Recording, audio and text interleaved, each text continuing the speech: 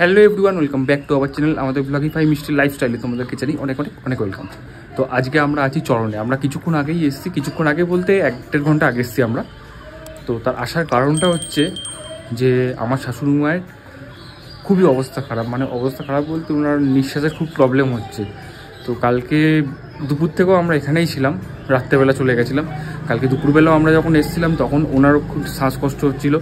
তো যাই হোক, একটা অক্সিজেনের ব্যবস্থা করলাম, আমরা একটা সিলিন্ডার নিয়ে আসলাম। ডাক্তারবাবু আসলো, অক্সিজেন দিল। অক্সিজেন দেওয়ার পর একটু ঠিক হয়েছিল, কিন্তু আমরা চলে যাওয়ার পর রাত্রেবেলা ডিনার করার পর নাকি খুব কষ্ট হয়েছে ওনার। অনেক রকম ভুলভাল জিনিস বকেছে, যেটা বলছে সেটা রিপিট করেই যাচ্ছে আর ভুলে যাচ্ছে জিনিসগুলোকে কি বলেছে। তো আজকে সকালবেলা ওর বাপি ফোন করে বললো যে তোরা একটু আয়, কারণ মায়ের খুব কষ্ট হচ্ছে, তোরা আয়। আমি থাকতে পারবো না, কারণ আমি অফিসে যাব। তো ওনারও একটা অফিসের ব্যাপার আছে, উনি অফিসে চলে গেছে। আমি আর নন্দিনী চলে এসেছি এখানে, একটুখানি ভাত খেয়ে চলে এসেছি বাড়ির থেকে। তো আসার পর আমরা একটু অক্সিজেন দিলাম, দেওয়ার পর একটু কথা বললাম ওনার সাথে। অক্সিজেন দেওয়ার পর একটু কথা বলতে পারছে। তো বাপনদাকে ফোন করলাম, মানে নন্দিনী দাদাকে ফোন করলাম। নন্দিনী দাদাও বললো আসছি।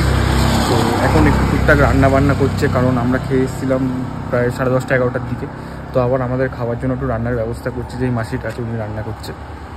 তো দেখা যাক এখন কী হয়, আমরা কখন যাবো তারও কোনো ঠিক নেই। আশা করছি উনি আস্তে আস্তে একটু সুস্থ হবে। তারপর যা হবে তোমাদেরকে ব্লগে দেখাচ্ছি, চলো।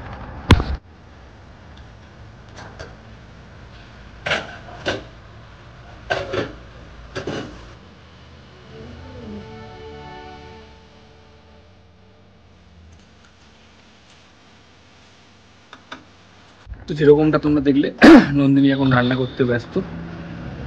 আর ওয়েদারটা মায়েরই সেরা লাগছে, ওয়েদারটা খুব সুন্দর আছে, কিন্তু একটা না ঝাপসা গরম আছে, খুব গরম লাগছে। ওয়েদারটা জাস্ট দেখো।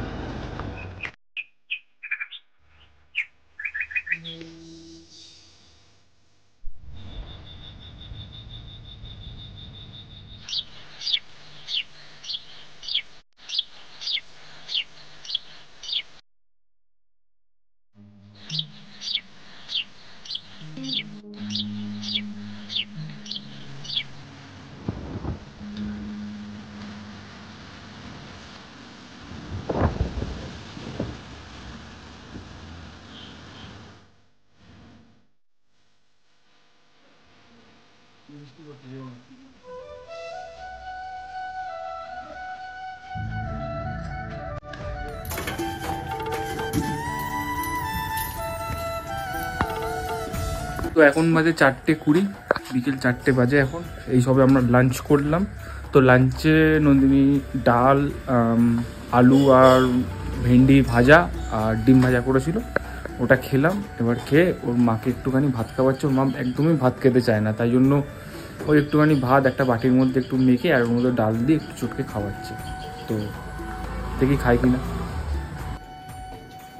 খাচ্ছে, কারেন্ট নেই না, শুধু যাচ্ছে আসছে কারেন্টটা। বৃষ্টি হওয়ার পর থেকে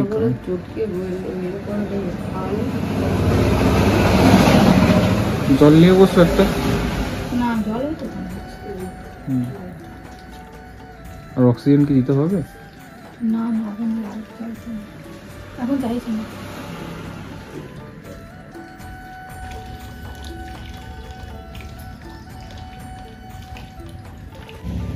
হাঁপিয়ে গেছে অত কাজ করে, সকাল দিয়ে সত্যি অনেক কাজ করে গেছে।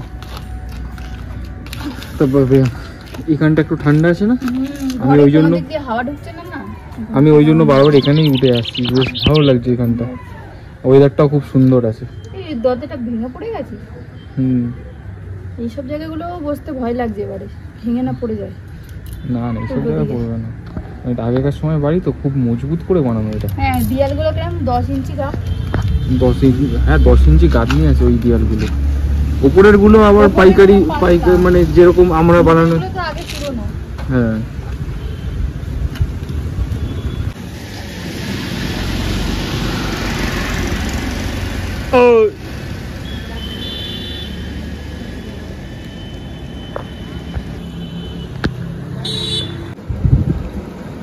হ্যাঁ কি হয়েছে?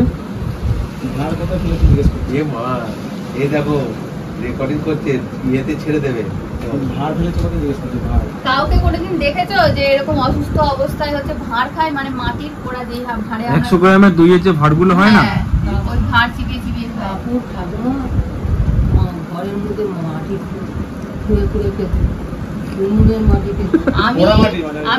আমি এসে ফেলে দিলাম ভাঁড়টা, বলে দাঁত শিরশির করে, ভাঁড় খায় না, আমি কালকে ফেলে দিয়েছি। আমি তো এই প্রথম শুনছি ভাঁড় খাওয়া। আচ্ছা আপনাকে দেখতে দুটো সাবস্ক্রাইবার আসবে বলছে আমাকে, হ্যাঁ বলছিল দুজন আসবে দেখতে আসবে বলছিল আপনাকে।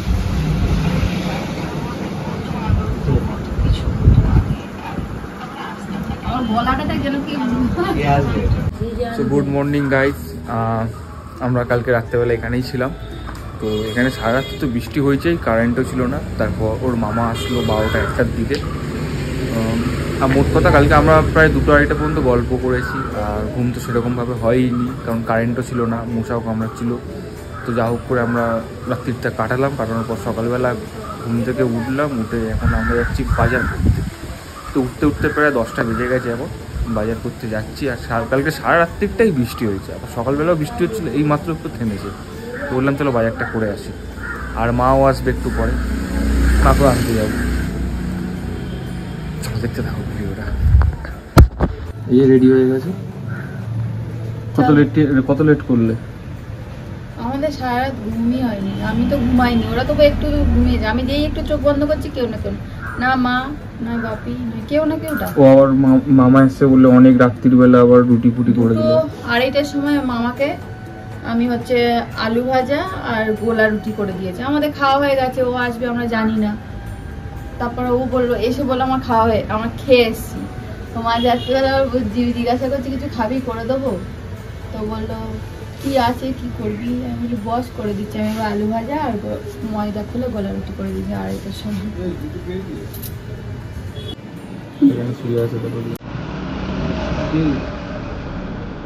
কি চল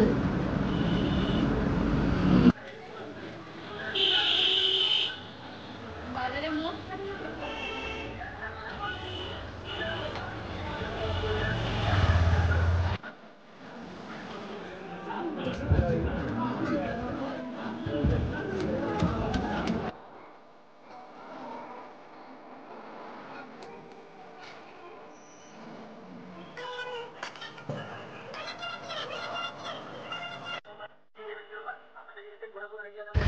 তো আমাদের বাজার পুরো কমপ্লিট, ঘন্টাখানেক লাগলো পুরো বাজার কমপ্লিট হতে। কি কি নিয়েছো? এদিকে আসো।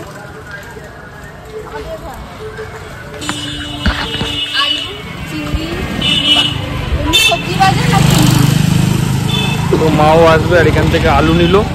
আর ও একার জন্য 400 পরোটা মতো নিয়েছে। তিনজনে খাবে? একা তো তোমার 400 লাগে। তোমার তো একাই 400 পরোটা লাগে, তুমি অতজনকে কিভাবে বিলাবে? তোমার চেহারাটা দেখেই মনে হয়, তোমাকে বলতে হবে না। তো আবার কমেন্ট করা শুরু করে দেবে। তো ওয়েদারটা আজকে ঠিক এরকম আছে, ধাপসা গরম, বৃষ্টি আসছে আর এরকম হচ্ছে। আর এখানে না একটু গাছের পাতা নড়লেই কেমন যেন কারেন্ট ফারেন্ট চলে যায়।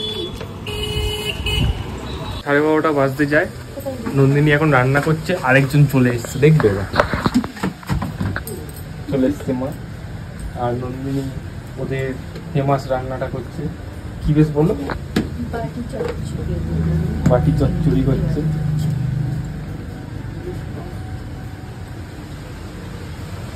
আজকে ওয়েদারটাও পুরো হেভি ওয়েদার আছে।